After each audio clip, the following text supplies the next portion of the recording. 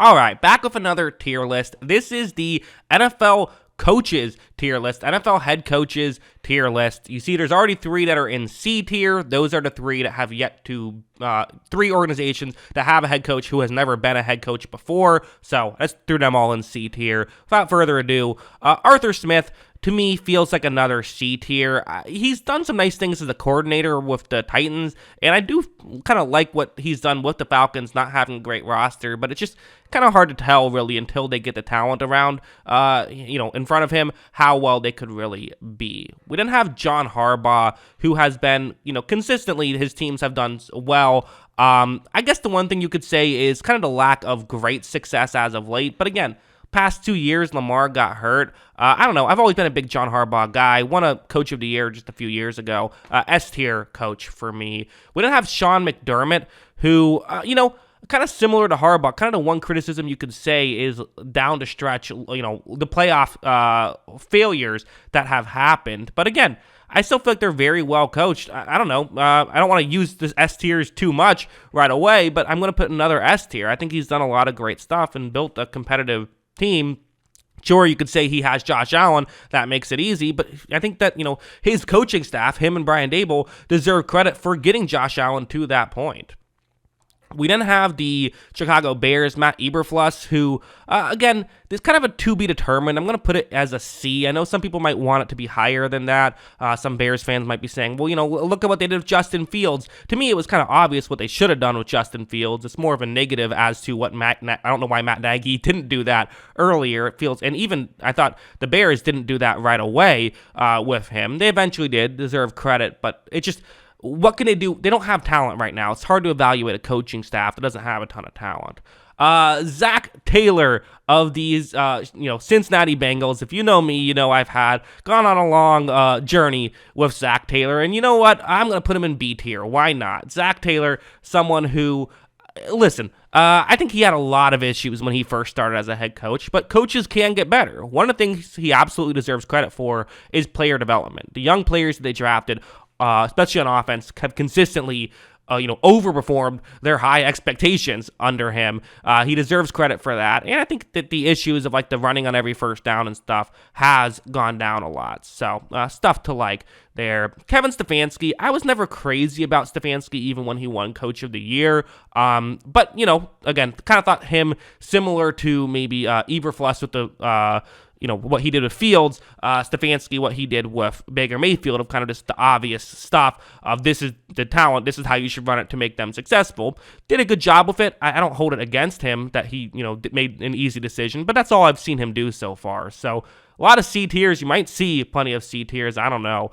Mike McCarthy is next for the Dallas Cowboys, who, I don't know. I don't hate Mike McCarthy as a coach. He's not like a disaster or anything like that, but I've never been overly impressed with him. I think the best thing he's done is hire good coordinators, but not have gotten rid of one of their good coordinators offensively, Kellen Moore. So I don't know exactly what McCarthy brings to the table. His game management has never been anything special, and he makes weird decisions on the final plays of playoff games. So I'll put him in C tier. C tier is getting filled. I'm going to put every team in C tier. This list is just going to be full of C tier, but that feels right for me here. We now have Sean Payton. Sean Payton is an obvious S tier for me. He just is. I mean, he's won a Super Bowl. He's consistently remained competitive and with not the best talent on offense typically. Yes, he had Drew Brees, but even without Drew Brees, they've had good offenses. And, with Drew Brees, they didn't often have great receiving cores, but guys were still getting open because of Sean Payton's talent offensively and his play calling offensively. Easy S tier for me. Dan Campbell, I don't know if I can quite put him in S tier. I know Lions fans will want me to. I'll put him in A tier, though. Definitely a great motivator. Everything you hear about the guy, people love to play for him. Also someone who I think, again, hired very good coordinators. The X's and O's, especially offensively, have been great. Defense has been a little bit of a mess, but still very good stuff, offensively. And I don't think any coaching staff could have fixed that defense last year, but they even had some nice games. So A tier for me for Dan Campbell, and maybe if they can have a deep playoff run, they could get to S tier. Who knows?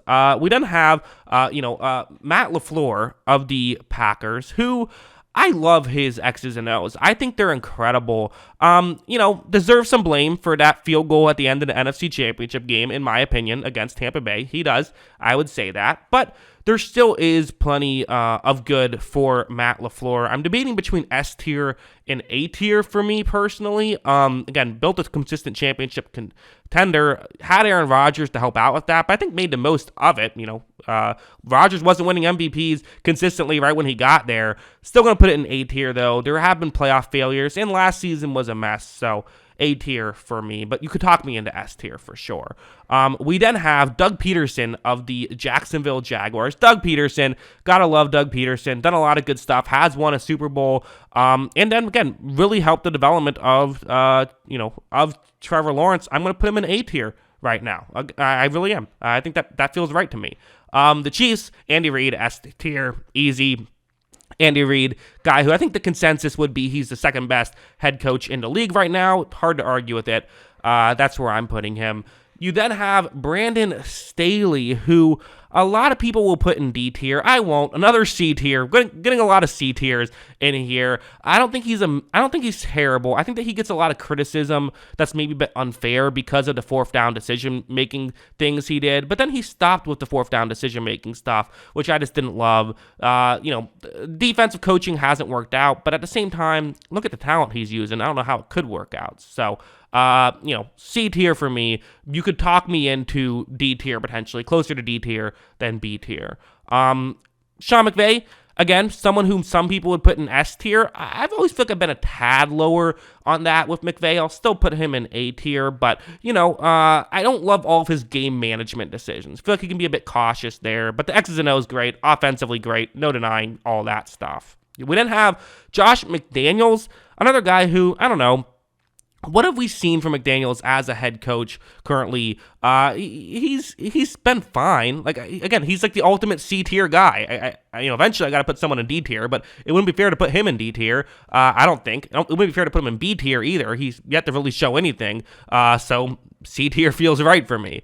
We then have Mike McDaniel of the Miami Dolphins, who 1 year in, things looked very good offensively. Defensively was a bit of a mess, but now he's hired Vic Fangio, which should be good. And again, it's part of a head coach is getting the talent around you. So I'll put them in A tier. Why not? Things were great last year.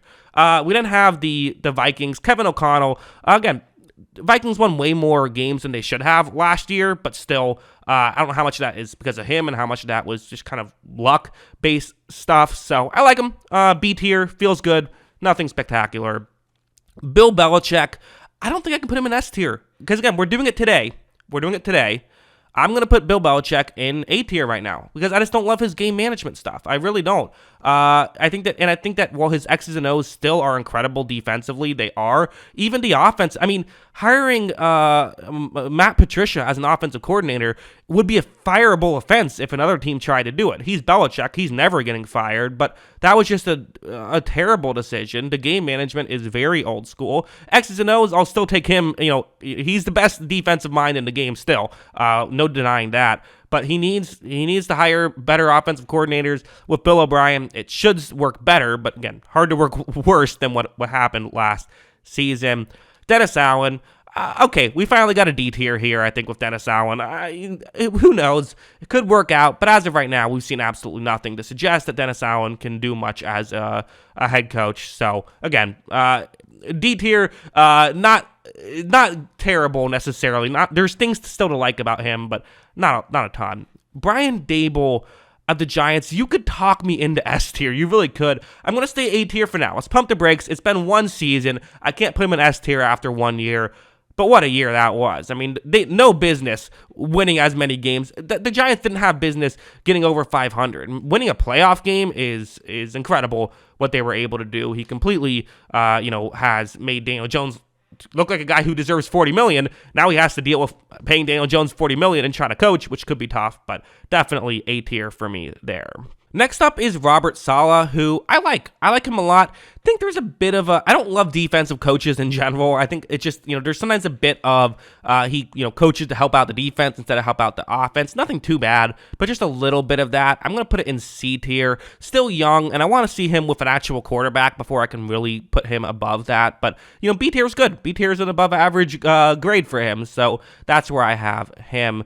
we then have Nick Sirianni of the Philadelphia Eagles, who I really like. I think that all the analytics stuff is great. I think that he, you could argue about the X's and O's defensively in the Super Bowl, but all season it worked. He hired a coordinator that got a job. Actually, he hired two coordinators that got jobs. That's definitely something you deserve credit for. I want to see it a bit more consistently before I feel comfortable putting him in S tier, but A tier feels very good for me for what he did. Mike Tomlin, S tier. I mean, that's an easy one. Always having an above 500 record, or at least a 500 or better record. It just shouldn't be possible with some of the teams he's been dealt. The guy just, his floor is mediocrity. His ceiling is Super Bowl winning. Definitely someone who, I've very rarely come away from a Steelers game feeling like, oh man, they weren't prepared for that one. Incredible coach, definitely deserves S tier. Pete Carroll, someone who could have been maybe D tier prior to this season. I got to put him in B tier though. B tier feels right for me. Listen, still very old school in a lot of his approaches, and I do think that there's a glass ceiling on that kind of coaching. I don't know if he'll ever win another Super Bowl. It still feels like he's trying to win the 2013 Super Bowl, which I don't know if that works 10 years later now, but at the same time, Jesus Christ, that was 10 years ago. Now I'm feeling old. But anyways, I don't know if that would totally work today, but at the same time, definitely, a coach that can get to the playoffs with Geno Smith, he deserves credit there.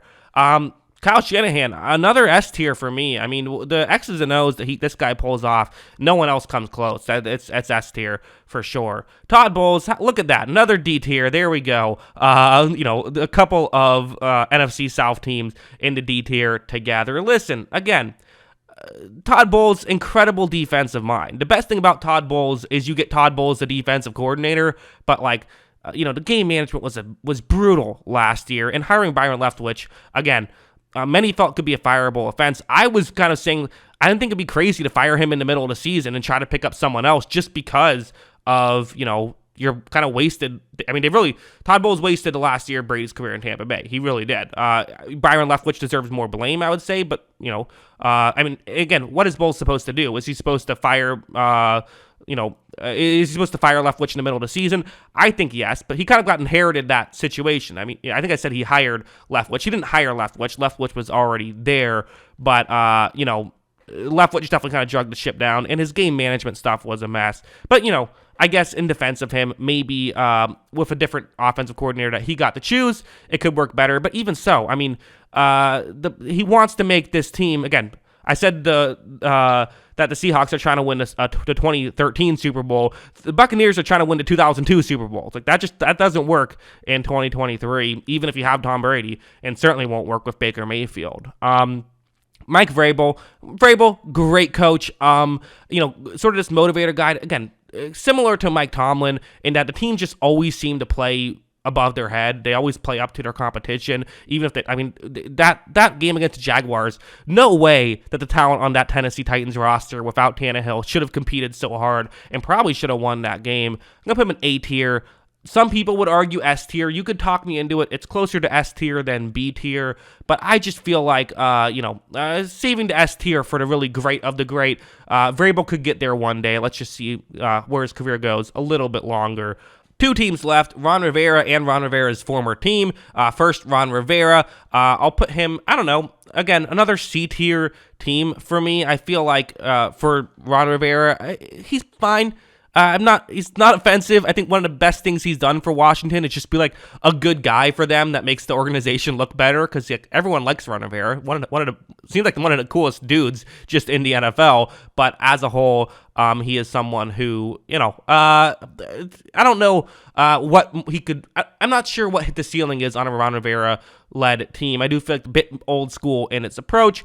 I don't think he's ever, as a coach, going to lose your team a ton of games, but he's probably not going to win your team a ton of games at this point in his career either. And Frank Reich, I don't know, feel kind of similar with him, obviously coming over from the Colts now with the Panthers, who, again, I don't hate him. I think that he kind of got a raw deal at the end of his career with the Colts, but at the same time, what's his ceiling? So that is my coaches tier list. A lot of C tiers, a good amount of S tiers, not very many D tiers. I feel pretty confident about most of these coaches, and even the D tiers. Todd Bowles and Dennis Allen both are great defensive minds, just haven't made it work as a head coach just yet. So that's kind of just what makes that interesting. But yeah, those are my thoughts. What are yours? Let me know in the comments below. Always love hearing from you. And of course, as always, thanks for watching.